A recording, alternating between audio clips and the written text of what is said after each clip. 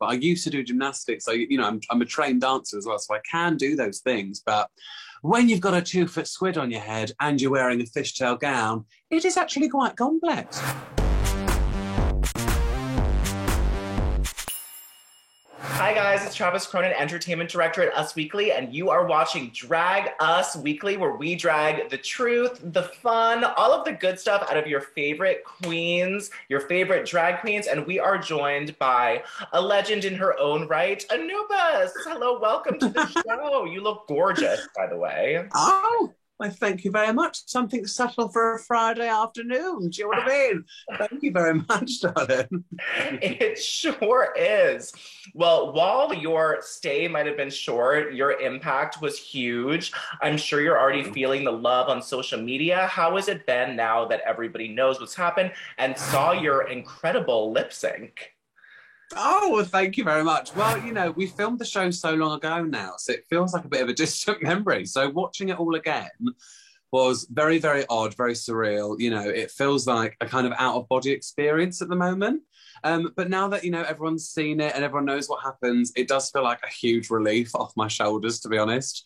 But yeah, watching it back, I was just really happy. I'm really, really proud of everything I got to show. I got to represent my Egyptian heritage. I got to, show a lovely memory of my dad on the runway. It was a lovely, lovely time.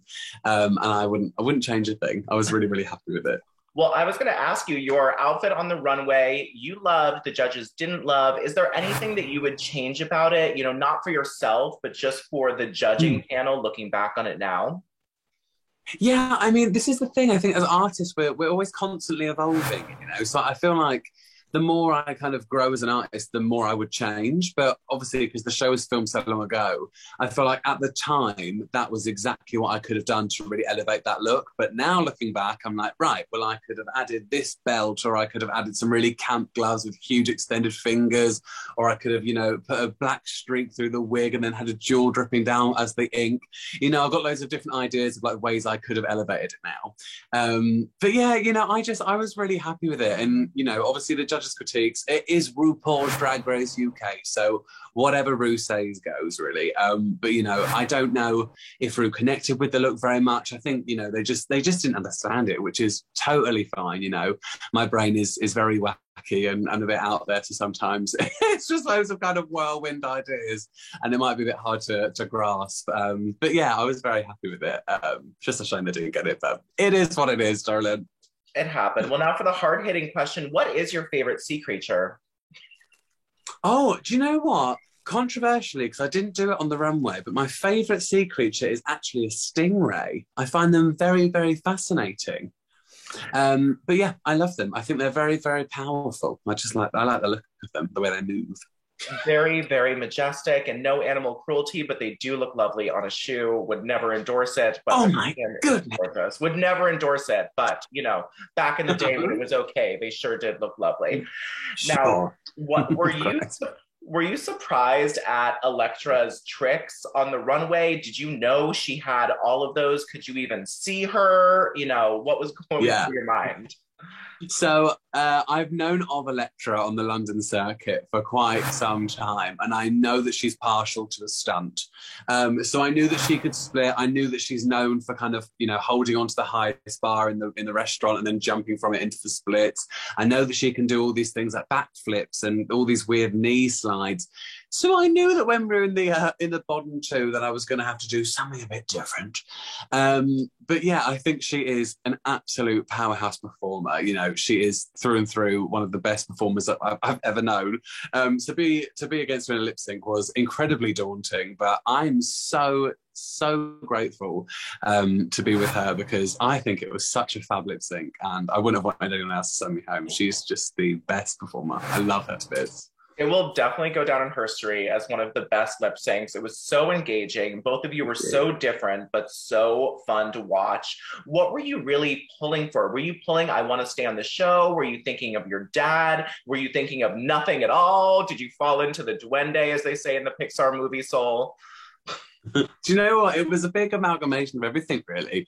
I think a lot of what was going through my head was, I want to get across that I can perform well. But I went obviously with the comedy route because I can do the splits, you know, I can do some tricks and things, but it's not really my drag. But I used to do gymnastics, so you know, I'm a trained dancer as well, so I can do those things. But when you've got a 2-foot squid on your head and you're wearing a fishtail gown, it is actually quite complex. But yeah, no, you know, it's not really my vibe. But yeah, I think she absolutely killed it, and I wanted to go down the campy route, the theatrical route, and I gave it the best I could in the moment with what I had, and I think the song was perfectly suited for her. She just absolutely killed it, but I had a lovely lip sync. I thought it was fabulous. I love it. It was great to see it finally as well, because we've been waiting to watch that for so long. So it was really nice to actually sit down and enjoy it instead of, you know, ponder on what it was. And pondering what it was, it's a really good interlude to your scream at the end, your last sound on RuPaul's Drag Race UK Season 3. Yeah. Tell me a little bit about, is that a signature? Was that just a guttural, primal moment for you?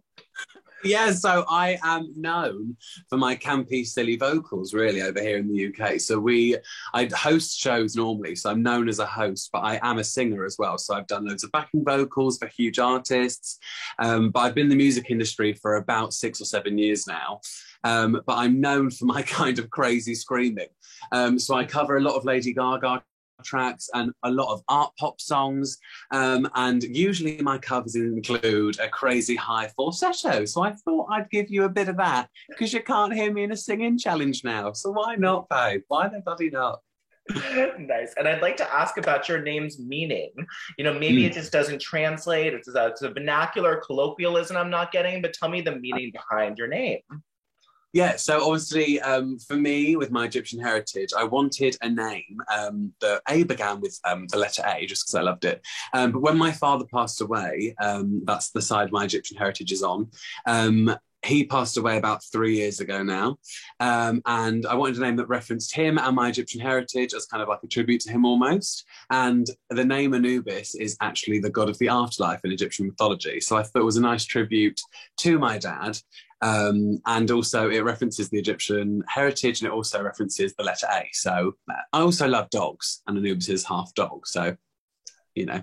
Oh, great. Oh, I've seen that god. Okay, I know that god. They're a big player in the hieroglyphic scene. I get it. Yeah, they are indeed. My last question is, tell fans where to find you, how to support you, where you got shows, where you got merch. Tell me where we can go support you. Oh, thank you very much. Well, I'm touring kind of everywhere and anywhere, really. Anywhere that will book me now, do you know what I mean? But no, I'm touring all across the UK and hopefully outside and abroad once COVID allows us to. But you can find my merch on www.snatchedmerch.com/collections/Anubis. And you can find me on Instagram and Twitter at Anubis Finch. That is Anubis, ANUBIS, Finch, FINCH. Thank you very much.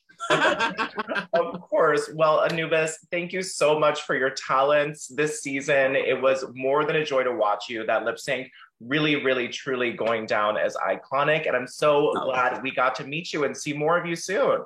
Oh, thank you, Travis. It's been lovely to talk to you, baby. Thank you.